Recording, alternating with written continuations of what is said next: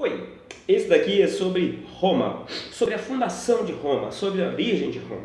Todo mundo que já viu alguma coisinha sobre a origem de Roma sabe aquela velha história de Rômulo e Remo, os garotos que foram alimentados por uma loba, ok? A loba Capitolina. E aí, não é o Patolino não, tá? É a Capitolina. Patolino é um personagem do Pernalonga. Então, na verdade, o que é aquilo ali? Aquilo ali é a história do mito fundador de Roma.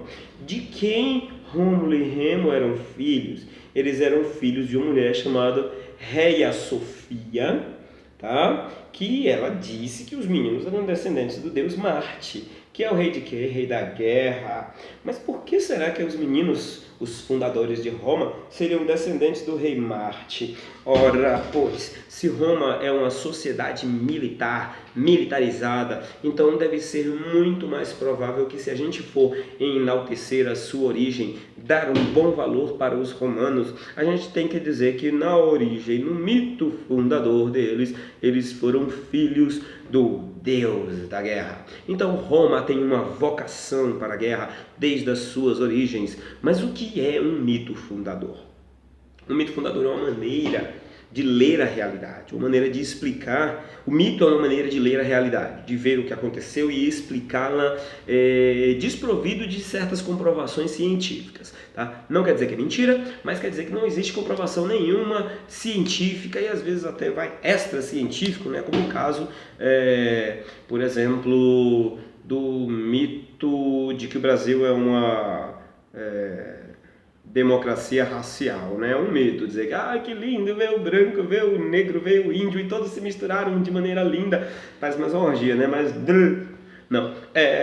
Que lindo e tal, e se misturaram e agora somos um povo sem racismo, sem preconceito. Balela! Não, na verdade isso aí não é uma coisa extra-racional. O extra-racional, sim, a gente pode dizer, por exemplo, que é a história da origem do povo hebreu, que a história da origem da religião muçulmana e a religião cristã. Não existe comprovação científica, mas as pessoas adotam e aceitam por meio da fé.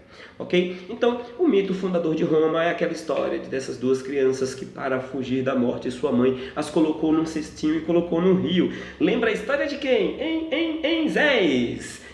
Pois é. E aí esse rio, essas crianças foram indo, aí pararam em algum lugar. Aí começaram a chorar, né. E aí veio uma loba, a loba Capitolina. E aí essa loba estava parida, tinha tido um monte de filhotinhos, então ela estava com as tetas cheias de leite. Aí chegou pros menininhos e falou: opa, vou jantar. Brincadeirinha, crianças, vamos jantar, vocês é que vão se alimentar. Aí a lobinha, que bonitinho, a mamãe loba, deu seu peito para os bebezinhos, para Rômulo e Remo, que se desenvolveram, cresceram, se tornaram homens fortes, filho do deus Marte. E aí, depois de muito tempo, eles decidiram se vingar daquelas pessoas que queriam matá-la, do seu tio, lá, irmão da Réa Sílvia, que ele queria matar as crianças, porque na verdade as crianças eram as legítimas herdeiras do trono daquele povo.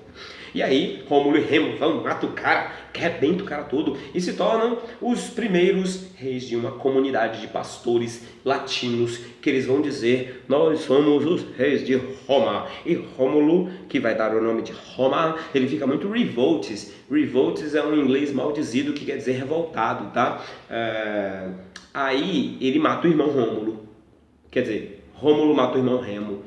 Vixe, mal bafafá, briga de família, é tudo a mesma coisa. Você já ouviu essa história de irmão que matou irmão, né?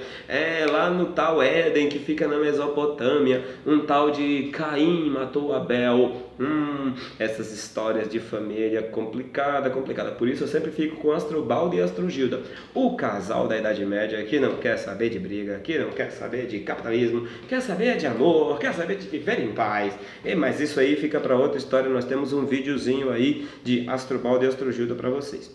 Então, o mito fundador de Roma aí é esse, pessoal. Na verdade, a gente poderia pensar que cientificamente, historicamente, não há comprovação de como começou Roma, mas nós sabemos que começou na região